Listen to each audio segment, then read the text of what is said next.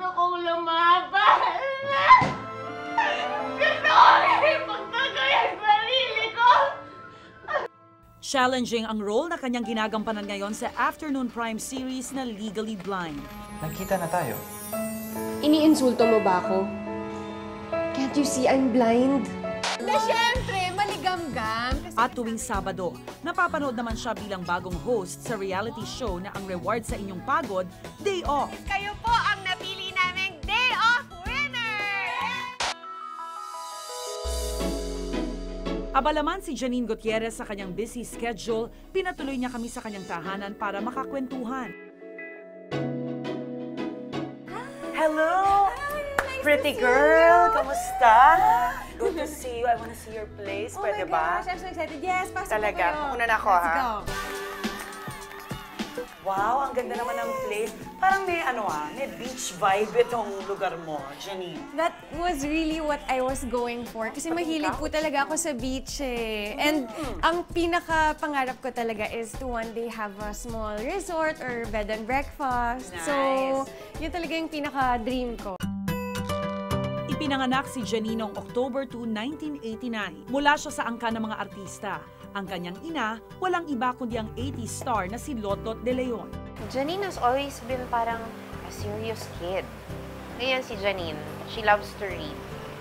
So, very, very simple. Sige nga, pwede mo bang bigyan kami ng rundown ng mga artista sa pamilya niyo? Oh, no. Your lolo and lola. Yung dalawa ko pong lola, si Mamita, si Pilita Corrales, tsaka si Nora Honor.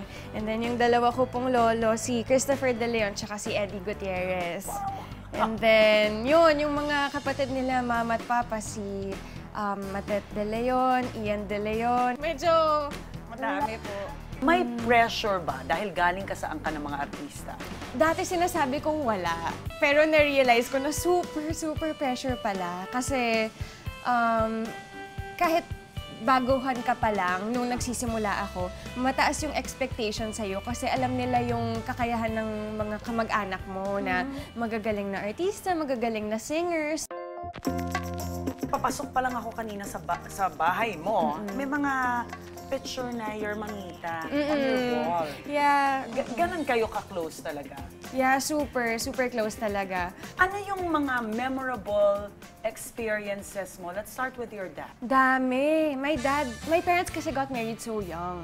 My mom was 17 and my dad was 19. So, we kind of grew up together since ako yung panganay. As in, naaalala ko nung bata ako na naghahabulan sila sa bahay, naglolokohan sila, nagtatapunan sa pool. Yung mga parang bata din. Meron ba masasabing mas close ka kay daddy o mas close ka kay mommy? I'm close to them in different ways eh. Si mama is more of the strict one. Hey, this is my room. Nice. Pasok po kayo. Oh, wow. Oh, ang ganda ng My wallpaper mo. favorite. Yes. Bakit mo naisipan na all white tapos biglang... Gusto ko kasi yung feeling na parang malinis lang. Pero yung may pop of colors. Ikaw ba meron kang paboritong gamit dito sa bahay? Bagay na binigay sa'yo na nandito sa bahay? Yes! The favorite ko din, yes. Oh my gosh. Favorite? Ito Bakit? medyo Ano yan? malaki. Pero, this. Tiyanak poster ng iyong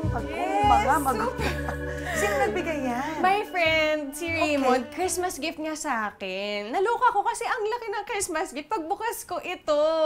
And super excited ako kasi ito yung isa sa favorite movies ko ng parents ko, yung tumatak Chana. talaga yan eh, diba? Bagay naman na pinag-ipunan. Ikaw ba, how do you reward yourself?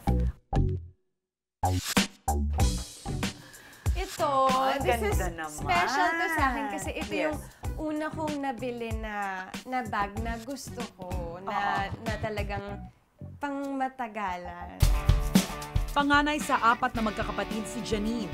Aminado raw siyang may pagka-stricto bilang ate. Ever since, nung bata pa kami, sobrang maalaga talaga si Ate Janine. Pag wala yung parents namin, nasa work sila, pareho, siya yung nandun para sa amin lagi. More caring, she's stricter, she likes to take note of what we're doing. She likes to ask whenever we're all together, how was your day? So she's really concerned. Alam ba ninyong nagtapos sa kursong European Studies sa Ateneo de Manila University si Janine? Ang tunay na buhay in Spanish is mi vida real. In Spanish, thank you is gracias. You're welcome is de nada. Sorry is lo siento. Kung gusto mong turuan ng aso mo to sit, sabihin mo, siéntate. Nagmula man sa isang showbiz clan, pinatunayan ni Janine Gutierrez na kaya niyang gumawa ng sariling pangalan. At kung anuman ang tinatamasa niya ngayon, kanyang pinuhunanan ng talento at pagpupursige. Anong aral ng tunay na buhay ni Janine? Siguro that everything happens for a reason and you really have to trust the timing of your life.